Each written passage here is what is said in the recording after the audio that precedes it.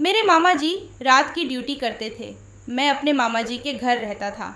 एक रात में सोया हुआ था। मेरी मामी ने सुर्ख नाइटी पहन रखी थी और इसकी नाइटी इस कदर थी, जैसे ही मैंने मामी को देखा तो मैं अपने जज्बात पर काबू ना रख सका। मामी ने कहा, अमित, तुम मेरे पास आओ। तुम्हारे मामा जी तो कभी कभी घर आते हैं। अब तुम ही मेरा साथ दो और तुम ही मेरी हर ख्वाहिश को पूरा करो। मेरे मामा जी की 2 जवान बेटियां थीं। वह भी मुझसे प्यार करती थीं और वह भी मुझसे वह सब करना चाहती थीं जो उनकी माँ मेरे साथ करना चाहती थी। मैं इकलौता ही मर्द था और इन 3 जवान लड़कियों के साथ रात को एक ही छत में वक्त गुजारना कितना मुश्किल था। एक रात मामी ने मुझे अपने कमरे में बुलाया। मैं मामी के कमरे में चला गया। मामी ने मुझे बेड पर धक्का दिया और अपनी नाइटी को साइड पर किया और अपने दोनों जब मेरे मामा जी ने अपनी नौकरी बदल ली और उनकी नई नौकरी में नाइट शिफ्ट शुरू हो गई। इस बदलाव के साथ ही मेरी भी एक नई नाइट शिफ्ट शुरू हो गई थी, लेकिन मेरी ड्यूटी मामा जी की तरह किसी कंपनी में नहीं, बल्कि उनकी गैर मौजूदगी में मामी के घर पर थी। इससे पहले मैं मामी के घर पर बहुत कम जाया करता था।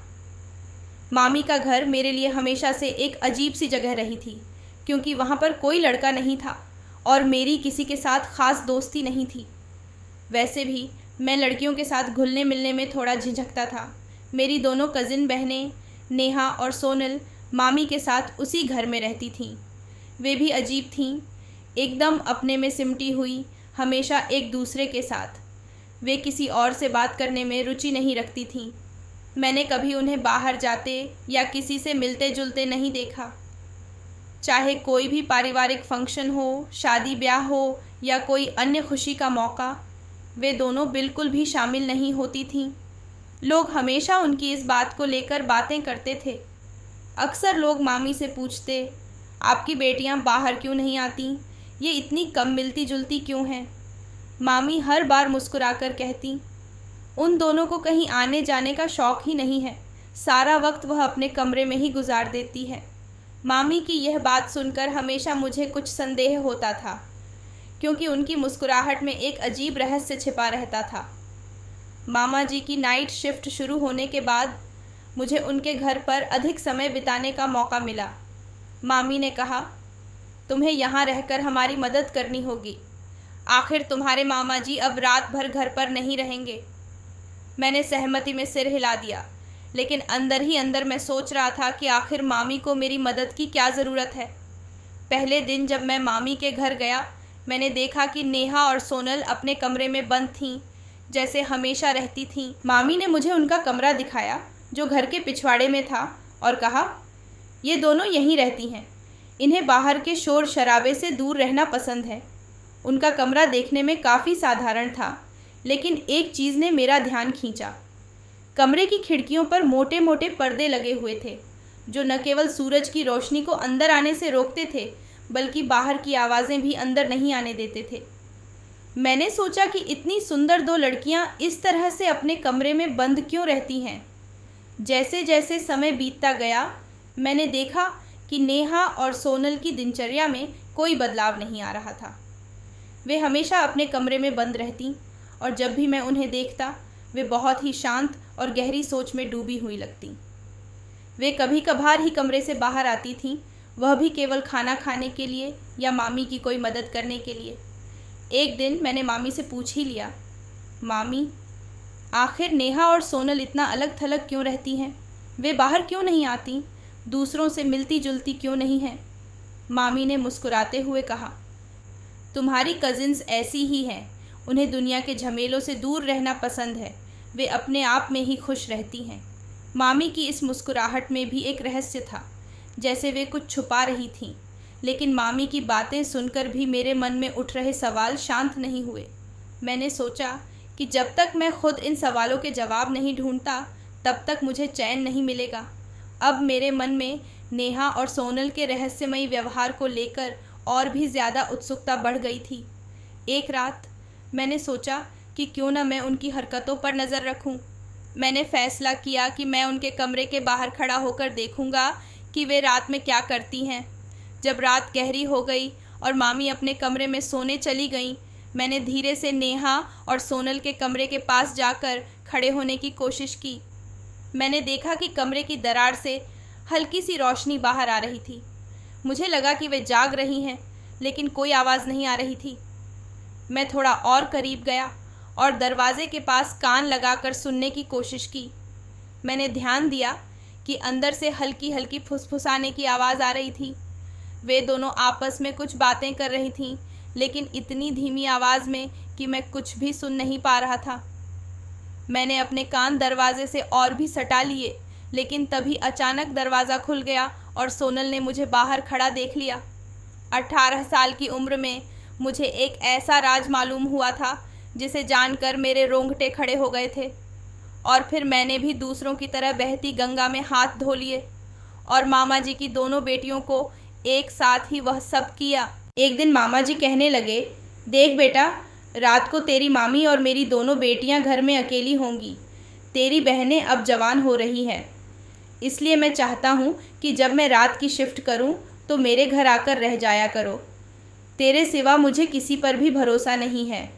यह सुनकर मुझे बड़ी खुशी हुई कि मामा जी ने जवान मर्दों जैसा काम मुझ पर सौंप दिया था। ये कोई ऐसा मुश्किल काम भी नहीं था, बस मामा जी के घर में रात ही तो गुजारनी थी, इसलिए मैं खुश हो गया था। इस तरह तो ख़ानदान में मेरी बहुत वाह वाह होती। हर कोई पहले ही मेरे गुण गाता था। अगर किसी को पता चला कि मैं मामा जी की गैर मौजूदगी में उनके घर का गार्ड बना हूँ तो यकीनन मेरा नाम रोशन हो जाता। लेकिन यह काम मेरे लिए किस कदर मुश्किल साबित होगा, यह मैं नहीं जानता था। 3 जवान औरतों के साथ एक छत के नीचे रात गुजारना हरगिज़ भी आसान नहीं था। मैंने खुशी खुशी मामा जी से हामी भर ली और कहा, आप बेफिक्र रहे, मैं मामी और घर का ख्याल रखूँगा। माँ ने भी मामा जी को यकीन दिलाया कि इन्हें परेशान होने की कोई ज़रूरत नहीं। अपना अमित अब जवान हो गया है, लेकिन यही जवानी मेरे लिए मुसीबत बनने वाली थी। 16 साल की उम्र में ही मामा जी के घर की हिफाजत की जिम्मेदारी मेरे कंधे पर आ गई थी। शुरू में तो मुझे यह काम बहुत ही अच्छा लगा कि हर हफ्ते बाद 1 हफ्ते के लिए मैं रात को मामा जी के घर जाता। मामी खुद मुझे लेने आई और मेरा आगे आगे करती। लेकिन फिर आहिस्ता आहिस्ता कुछ ऐसे होने लगा कि मैं मामी के घर जाने के नाम से ही घबराने लगा। अभी रात के 11 बजे थे कि मामी मुझे बुलवाने के लिए दरवाजे पर आ गई। माँ ने दरवाज़ा खोला तो मामी को देखकर पूछने लगी कि आज फिर से अनवर की रात की शिफ्ट है क्या। मामी ने बताया कि अब पूरे हफ्ते रात की शिफ्ट रहेंगी। मैं जो पीछे ही चारपाई पर सोने की तैयारी कर रहा था, दिल मारकर उठ बैठा। मेरा मामी के घर जाने को दिल ही नहीं चाहता था, क्योंकि जगह बदलने से मेरी नींद खराब होती थी। मुझे रात उनके घर गुजरने से बड़ी ही शर्म आती थी। लेकिन माँ ने कहा कि तू ही घर का मर्द है, अगर तू ही अपनों का ख्याल नहीं रखेगा तो कौन रखेगा। फिर ख़ुद मैंने अपनी खुशी से यह जिम्मेदारी कबूल की थी, इसलिए अब इनकार करना मुमकिन नहीं था। अब मैं माँ को क्या बताता कि मामी रात भर के सूले में रहती थी और मुझे भी पर्दा नहीं करती थी। अजीब बात यह थी कि मामी बहुत ही जवान नज़र आती थी। लगता ही नहीं था कि वह 2 बेटियों की माँ है। मामा जी मामी से उम्र में बहुत ज़्यादा नज़र आते थे। मामी की नज़र में मैं उनके बेटा जैसा था। वह मुझसे बहुत ज़्यादा प्यार करती थी।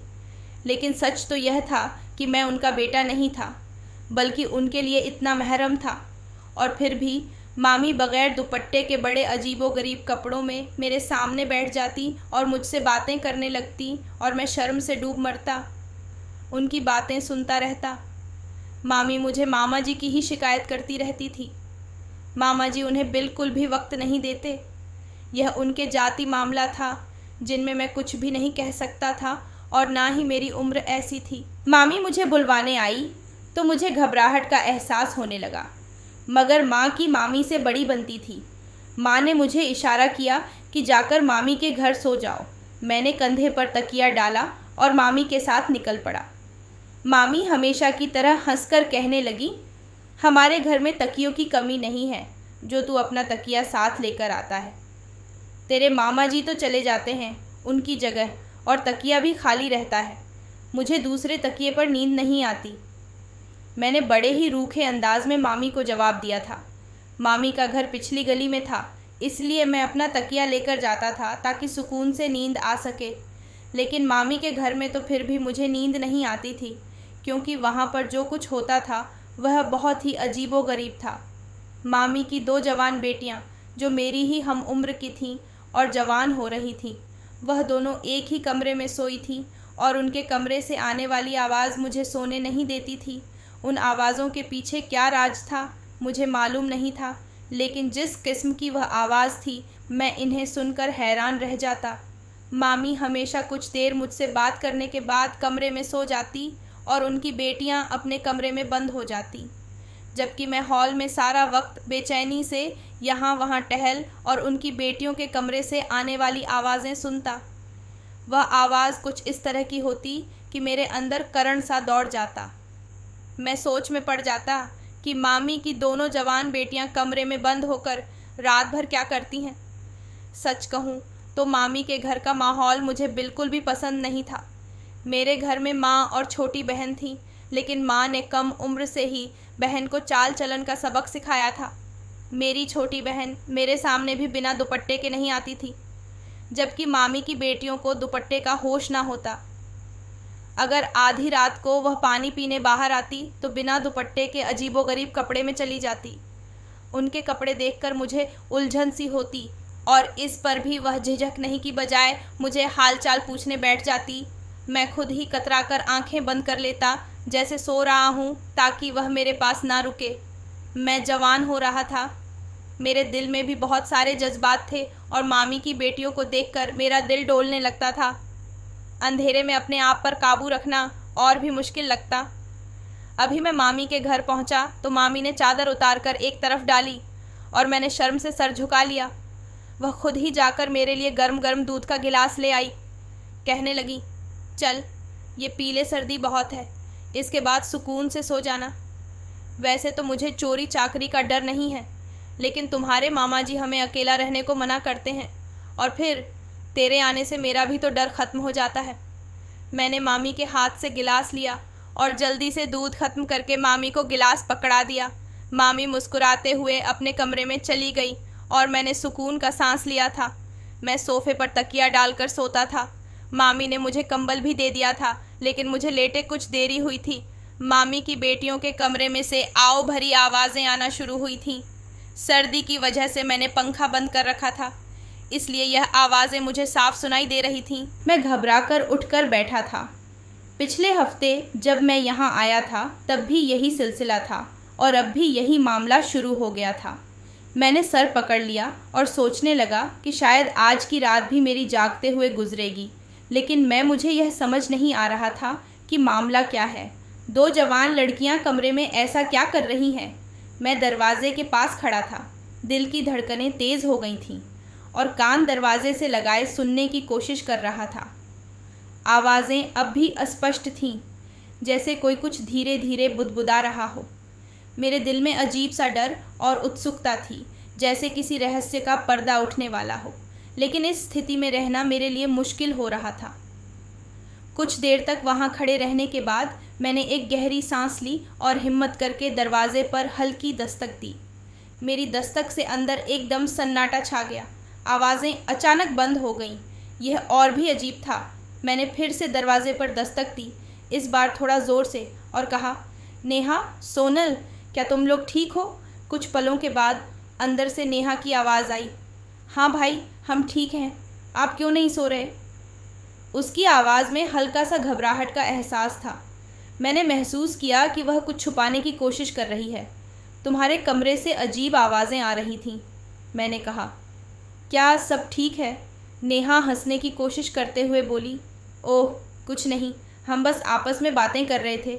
रात में नींद नहीं आ रही थी तो थोड़ा हंस मजाक कर रहे थे। मुझे उसकी बातों पर यकीन नहीं हुआ। उसकी हंसी में कुछ अजीब सा था, जैसे वह कुछ छुपाने की कोशिश कर रही हो। मैंने कहा, ठीक है, अगर कोई बात हो तो मुझे बता देना। मैं वापस मुड़ा और अपने सोने की जगह पर लौट आया, लेकिन दिमाग में कई सवाल उमड़ने लगे। मैंने कोशिश की कि मैं उन आवाज़ों के बारे में ना सोचूं और सोने की कोशिश करूं, लेकिन नींद मेरी आंखों से कोसों दूर थी। कुछ देर बाद कमरे से फिर से हल्की फुसफुसाहट सुनाई देने लगी। इस बार मुझे और भी ज़्यादा उत्सुकता होने लगी कि आखिर ये क्या हो रहा है। फिर मैंने तंग आकर टहलना शुरू कर दिया। टहलते टहलते मैं उन लड़कियों के दरवाजे के करीब पहुंचा तो मेरे कदम खुद ब खुदा ही ऐसी आवाज़ आना शुरू हो गई थी। मैं घबरा कर पीछे हट गया। मैं सोचने लगा कि मैं माँ को साफ मना कर दूंगा कि मैं इन लोगों के घर नहीं आऊँगा। ना जाने यहाँ क्या चल रहा था। शायद मामी ने अपनी बेटियों की परवरिश ही ठीक नहीं की थी। मैं जाकर सोफे पर बैठा था कि थोड़ी देर बाद मामी की बेटियों के कमरे का दरवाज़ा खुला और उनकी बड़ी बेटी पायल कमरे से बाहर आई। मुझे जागता देखकर पहले तो उसके चेहरे का रंग बदला और फिर वह पूछने लगी कि तुम अभी तक सोए क्यों नहीं हो। मैंने उसे कहा, मुझे नींद नहीं आ रही, तुम क्यों जाग रही हो। वह गड़बड़ा गई और फिर कहने लगी, मैं तो पानी पीने के लिए आई थी, हम तो रात को जल्दी सो जाते हैं। इसके चेहरे पर साफ झूठ लिखा हुआ था। मामी ने जब मुझे दूध का गिलास दिया तो वह दोनों अपने कमरे में पानी का जग और गिलास लेकर गई थी। फिर वह किचन में क्यों आई थी और हैरत की बात यह थी कि उसने पानी पिया भी नहीं था, बल्कि वह किचन के अंदर चली गई थी और फिर कुछ देर बाद अपने हाथ में कोई चीज़ दबाकर बाहर निकाली थी। जब उसने अपने वजूद पर मेरी नज़रों को महसूस किया तो जल्दी से अपना हाथ पीछे कर लिया। मैंने माँ को कितनी बार मना किया है कि तुम्हें ना बुलाया करें, तुम्हारी नींद भी ख़राब होती है, लेकिन माँ पापा की वजह से मजबूर है। यह कहकर वह वापस जाने लगी। मेरी नज़रें अभी उसके वजूद पर जमी थीं। वह पूरी तरह जवान हो चुकी थी और ऐसा लग रहा था जैसे बहुत ज़्यादा थकी हुई है, जैसे उसकी कमर में दर्द हो रहा हो और दूसरे हाथ में उसने ना जाने क्या छुपा रखा था। मैं हैरान था कि वह किचन में से ऐसी क्या चीज़ लेकर गई थी जिसे मुंह से छुपाने की ज़रूरत पड़ गई थी। वह अच्छी खासी हट्टी कट्टी जवान लड़की थी। इसकी कमर को क्या हुआ है, इसकी तो चाल भी लंगड़ाती महसूस हो रही थी। पता नहीं इतनी देर बंद कमरे में दोनों बहनों ने क्या किया था। कुछ मिनट बाद मैंने देखा कि मामी का दरवाज़ा धीरे धीरे खुला और वह बाहर निकली। उनके चेहरे पर एक हल्की सी मुस्कान थी जो हमेशा की तरह रहस्यमयी थी। अमित, तुम्हें नींद नहीं आ रही? उन्होंने बड़ी मासूमियत से पूछा। जी मामी, मैंने थोड़ा हिचकिचाते हुए जवाब दिया। बस कुछ बेचैनी सी महसूस हो रही है। मामी ने धीरे से मुस्कुराते हुए कहा, कोई बात नहीं बेटा, नई जगह है इसलिए नींद नहीं आ रही होगी, तुम सोने की कोशिश करो। मैंने सिर हिला दिया और मामी को जाते हुए देखा। उनके चेहरे पर वही पुरानी मुस्कान थी, लेकिन उनकी आंखों में कुछ था जो मुझे परेशान कर रहा था, जैसे वह भी कुछ छुपा रही हों, जैसे कि इस पूरे घर में कोई बड़ा रहस्य था जिसे मुझसे छुपाया जा रहा था। रात बढ़ती जा रही थी और मेरी बेचैनी भी। मैंने खुद को थोड़ी देर शांत करने की कोशिश की और सोफे पर बैठकर गहरी सांसें लेने लगा, लेकिन मेरे दिल की धड़कनें तेज़ हो रही थीं। मामी को अपने बेटियों पर नज़र रखने की ज़रूरत थी। मैंने यही सोचते हुए रात गुजारी। सुबह के वक्त जैसे ही मामा जी लौटे, मैं भी अपना तकिया उठाकर वापस अपने घर चला आया और नींद से बेहाल होने की वजह से लेटते ही सो गया। सुबह के वक्त माँ ने मुझे उठाया और गुस्सा करने लगी, ये सोने का कौन सा वक्त है। मैंने गुस्से से माँ को कहा कि सारी रात मुझे मामा जी के घर नींद नहीं आती, मैं खुद परेशान हो गया हूँ। मेरी बात सुनकर माँ कहने लगी कि मामी का घर कौन सा गैरों का घर है, तेरा अपना ही घर है, सुकून से सो जाया करो, तेरी मामी तो वैसे ही तेरा इतना ख्याल रखती है। मैंने माँ से कहा, वह तो ठीक है, लेकिन मेरा अब वहाँ जाने को दिल नहीं करता, तू ही चली जाया करो। मेरी बात सुनकर माँ ने मुझे गुस्से से देखा और कहने लगी, मैं खुद औरत वहाँ जाकर कौन सी उनकी हिफाजत कर लूँगी। मुझे मालूम था कि माँ से बहस करने का कोई फ़ायदा नहीं है, इसलिए खामोश हो गया। 6 दिन और बाकी थे और मुझे किसी तरह वहाँ जाकर रातें गुजारने थे। पहले मैं पंखा चलाकर मामी के घर सोता था, इसलिए मुझे उनके बेटियों की आने की आवाज़ सुनाई नहीं देती थी।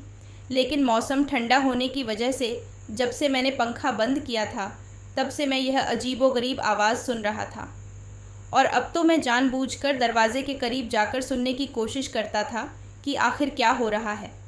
लेकिन हैरत की बात थी कि मैं अब तक नहीं जान सका था कि यह आवाज़ कैसी है और किचन से क्या छुपा कर ले गई थी।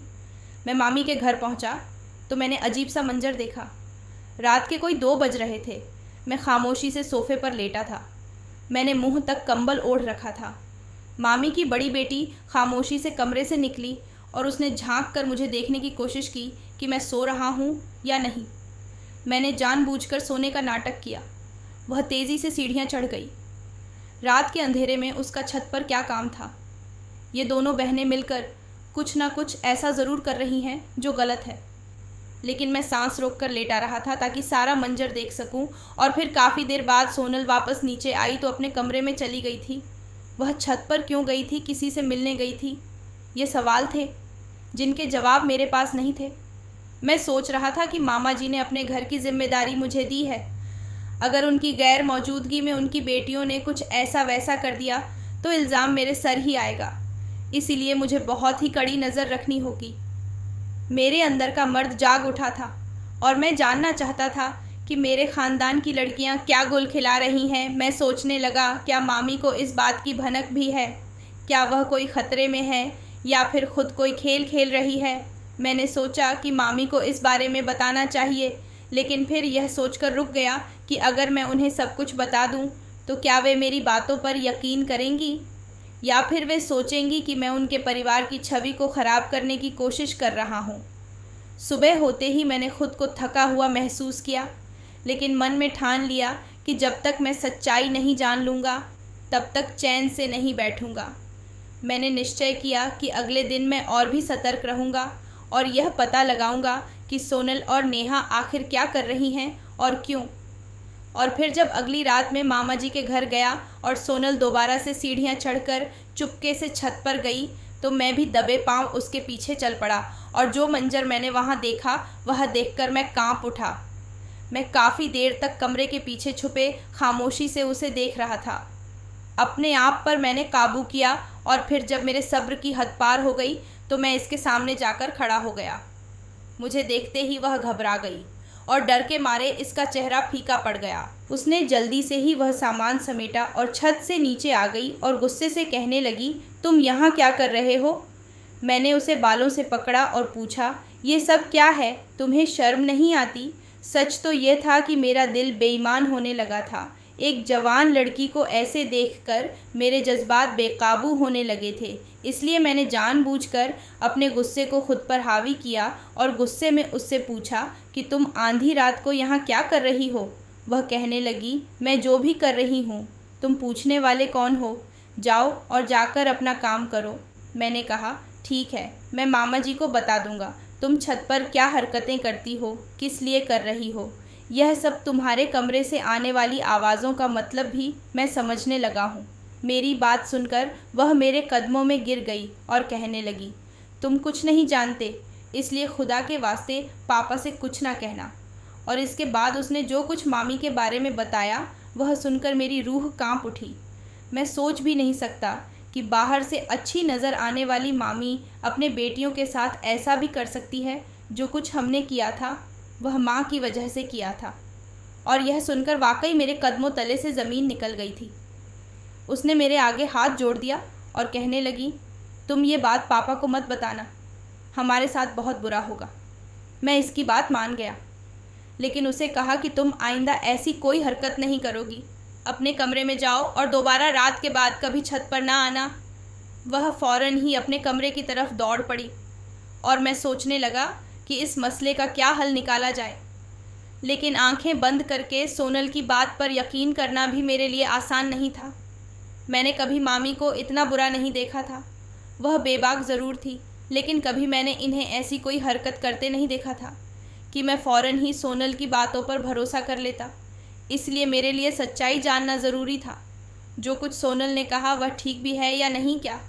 वाकई वह आंधी रात को यह सब हरकतें मामी की वजह से कर रही थी। ऐसी ही सुबह हो गई और मैं अपने घर पर चला गया। रात की उस घटना ने मेरे मन में एक तूफ़ान खड़ा कर दिया था। सोनल की बातों ने मुझे अंदर तक हिला दिया था। मैं खुद को संभालने की कोशिश कर रहा था, लेकिन मन में सवालों का अंबार था। क्या मामी सच में ऐसी हैं? क्या सच में वो अपनी बेटियों से ऐसा कुछ करवा रही हैं जैसा सोनल ने बताया? सुबह का वक्त हो गया था, लेकिन मुझे पूरी रात नींद नहीं आई थी। मैं अपने घर लौट आया और सोच में डूबा रहा। मेरी आंखों में नींद का नामो निशान नहीं था और मेरा मन बेचैन था। मैंने खुद से पूछा, क्या मैं सोनल की बातों पर यकीन करूं? अगर वह सच बोल रही थी तो इसका मतलब बहुत ही गंभीर था। अगर नहीं तो वह मुझसे कुछ छुपा रही थी और इस मामले की गहराई में जाना ज़रूरी था। कुछ समय बाद मैंने तय किया कि मुझे मामी के बारे में खुद से सच का पता लगाना होगा। यह संभव है कि सोनल डर की वजह से झूठ बोल रही हो या फिर मामी वाकई ऐसी हो जैसी सोनल ने बताया। जब दोपहर के वक्त सोकर उठा तो मेरे दिमाग में सोनल के ही ख्याल आ रहे थे और मैं सच जानने के लिए मामा जी के घर पहुंच गया।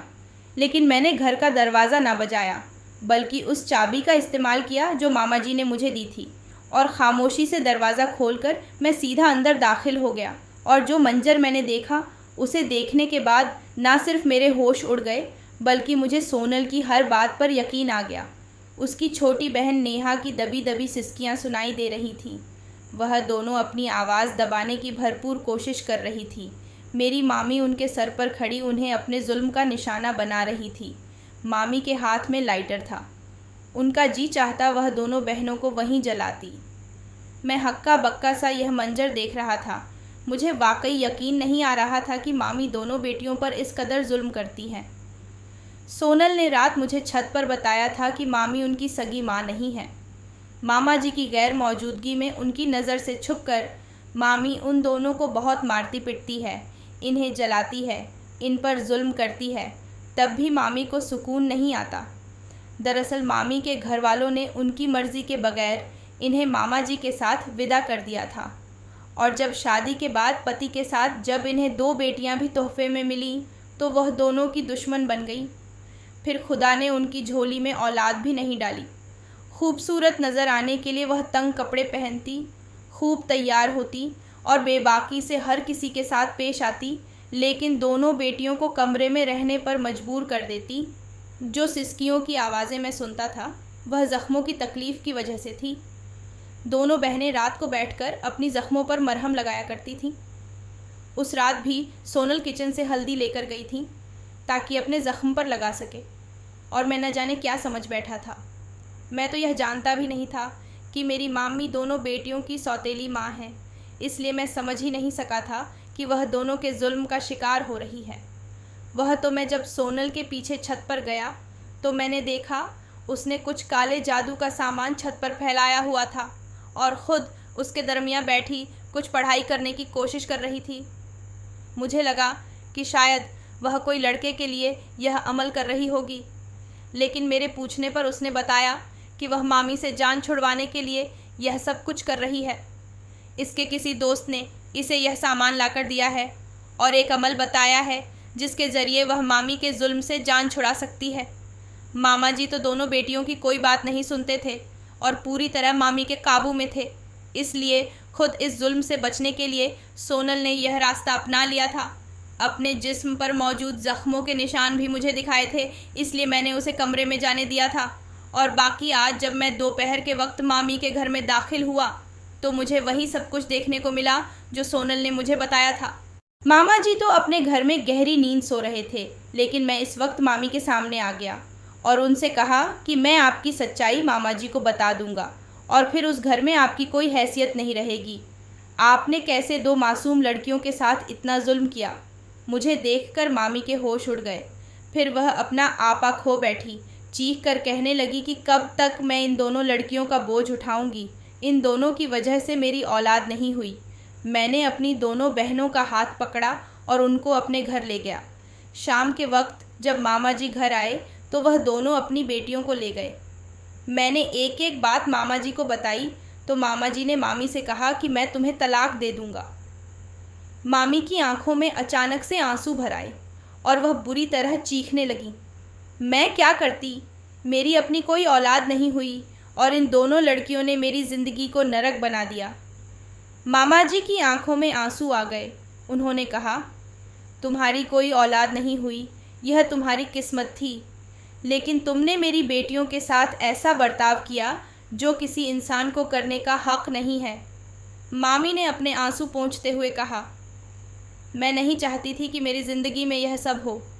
मेरी इच्छा के ख़िलाफ़ मेरी शादी करवाई गई थी और अब मैं इस सब से तंग आ चुकी हूँ। मामा जी ने सख्त आवाज़ में कहा, तुम्हें कोई हक नहीं था कि तुम मेरी बेटियों के साथ ऐसा सलूक करो। तुम्हारी हरकतों की वजह से मैं तुम्हें तलाक दे दूंगा। मामी ने मामा जी से माफ़ी मांगी, लेकिन मामा जी का दिल टूट चुका था। उन्होंने साफ शब्दों में कह दिया कि अब इस रिश्ते का कोई भविष्य नहीं है। मामा जी ने मामी को छोड़ने का फैसला किया और सोनल और नेहा को अपनी बाहों में भर लिया। सोनल और नेहा के चेहरों पर राहत की एक झलक दिखी, लेकिन उनकी आंखों में अब भी डर का साया था। मुझे यकीन हो गया कि वे दोनों अब एक नए जीवन की शुरुआत करेंगी, जहां उन्हें मामी के अत्याचारों से मुक्ति मिलेगी। मामा जी ने मामी से तलाक के कागजात तैयार करवाए और साफ साफ कह दिया कि अब वह उनके जीवन का हिस्सा नहीं रहेंगी। उन्होंने मुझसे वादा किया कि अब वे अपनी बेटियों का ख्याल खुद रखेंगे और उन्हें एक सुरक्षित और खुशहाल जीवन देंगे। उस दिन के बाद से सोनल और नेहा ने एक नए सिरे से जीवन की शुरुआत की। मामा जी ने उन्हें घर से बाहर जाने की आज़ादी दी और उन्हें अपनी मर्ज़ी से जीवन जीने की अनुमति दी। मुझे लगा कि मैंने अपना कर्तव्य पूरा किया है और मुझे इस बात की खुशी थी कि मैंने इन दो मासूम बच्चियों के जीवन को बचाया। मामी की काली करतूतें अब बीते समय की बातें थीं और घर में अब एक नए सुकून भरे अध्याय की शुरुआत हो चुकी थी। यह हमारे समाज की बहुत ही कड़वी हकीकत है। सौतेली माँ को समझना चाहिए कि जिस तरह वह अपने बच्चों से प्यार करती है, तो अपने पति के पहले औलाद को भी वह इसी तरह से करें, क्योंकि बच्चे सिर्फ प्यार के भूखे होते हैं। तो दोस्तों, यह थी आज की कहानी कैसी लगी हमें कमेंट बॉक्स में ज़रूर बताना और हमारे चैनल को सब्सक्राइब नहीं किया तो कर लीजिए। धन्यवाद।